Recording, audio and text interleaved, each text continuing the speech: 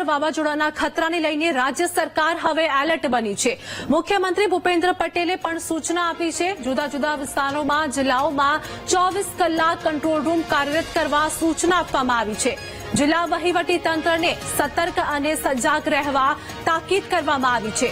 સુરત, તાપી, વલસાડ, ડાંગ, નવસારીમાં ભારે પવન ફૂંકાવાની પણ આગાહી વ્યક્ત કરાઈ છે। તો અમરેલી અને ભાવનગરમાં પણ ભારે પવન ફૂંકાઈ શકે છે।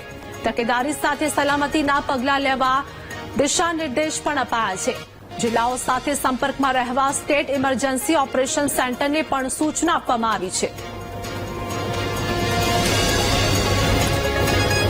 તો ગુજરાત પર વાવાઝોડાના ખતરાને લઈને રાજ્ય સરકાર હવે એલર્ટ મોડ પર જોવા મળી છે। મુખ્યમંત્રી ભૂપેન્દ્ર પટેલે પણ સૂચના આપી છે। જિલ્લા તંત્ર સાથે સંપર્કમાં રહેવા સ્ટેટ ઇમરજન્સી ઓપરેશન સેન્ટરને પણ સૂચના આપવામાં આવી છે। જેમાં ગુજરાત પર વાવાઝોડાના ખતરાને લઈને રાજ્ય સરકાર હવે એલર્ટ મોડ પર જોવા મળી રહી છે અને તકેદારી સાથે સલામતીના પગલાં લેવા પણ નિર્દેશ આપવામાં આવ્યા છે। મુખ્યમંત્રી ભૂપેન્દ્ર પટેલ દ્વારા સૂચના આપવામાં આવી। વિવિધ જિલ્લાઓમાં 24 કલાક કંટ્રોલ રૂમ કાર્યરત કરવા સૂચના આપવામાં આવી છે। જિલ્લા વહીવટતંત્રને સતર્ક અને સજાગ રહેવા માટે પણ તાકીદ કરવામાં આવી છે।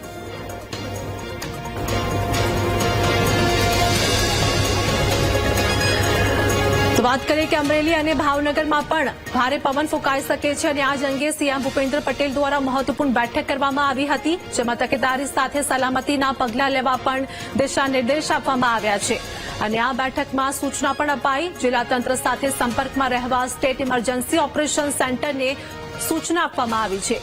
ગુજરાત પર વાવાઝોડાના ખતરાને લઈને રાજ્ય સરકાર હવે એલર્ટ મોડ પર જોવા મળી છે અને મુખ્યમંત્રી ભૂપેન્દ્ર પટેલે પણ સૂચના આપી છે અને આ અંગે મહત્વપૂર્ણ બેઠક પણ કરવામાં આવી હતી।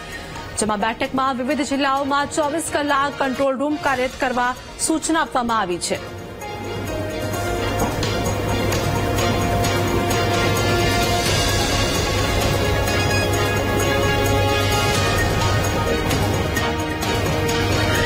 આજ મુદ્દે અમારી સાથે સંવાદદાતા ધ્રુવ લાઈવ જોડાઈ ગયા છે। ધ્રુવ, સુરતમાં પણ વાવાઝોડાનો ખતરો જોવા મળી રહ્યો છે। હાલની જ વાત કરીએ કે સીએમ ભૂપેન્દ્ર પટેલ દ્વારા મહત્વપૂર્ણ બેઠક કરવામાં આવી, જેમાં રાજ્ય સરકાર દ્વારા હવે એલર્ટ મોડ પર જોવા મળી રહ્યા છે અને દિશા નિર્દેશ પણ આપવામાં આવ્યા છે। શું હાલની વધુ વિગત?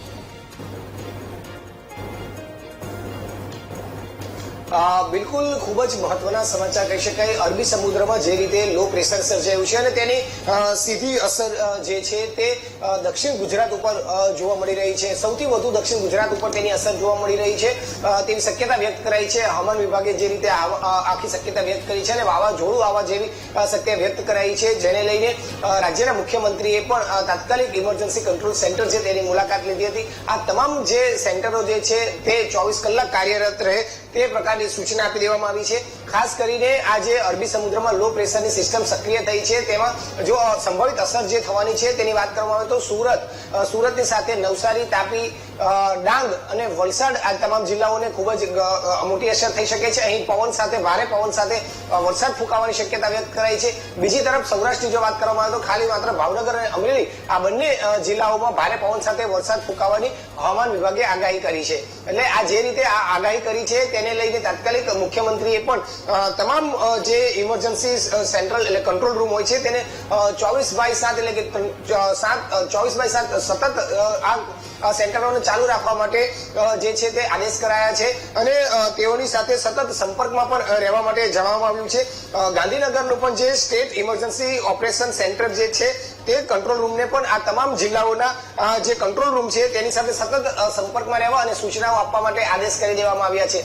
એટલે કહી શકાય કે જે પ્રકારે આ વાવાઝોડાની સિસ્ટમ સક્રિય થઈ છે ને અરબી સમુદ્રમાં જે લો પ્રેશર સિસ્ટમ સક્રિય થઈ છે તેને લઈને ફરી એક વખત સુરત સહિત સમગ્ર દક્ષિણ ગુજરાતમાં તેની ગંભીર અસર વર્તાઈ શકે છે। ભારે પવન સાથે વરસાદ વરસવાની પણ શક્યતા વ્યક્ત કરાઈ છે અને આ તમામ જિલ્લાઓ જે છે તેને યલો એલર્ટ પણ જાહેર કરી દેવામાં આવ્યા છે। જી આભાર ધ્રુવ, અમારી સાથે જોડાવા બદલ, સમગ્ર માહિતી આપવા બદલ।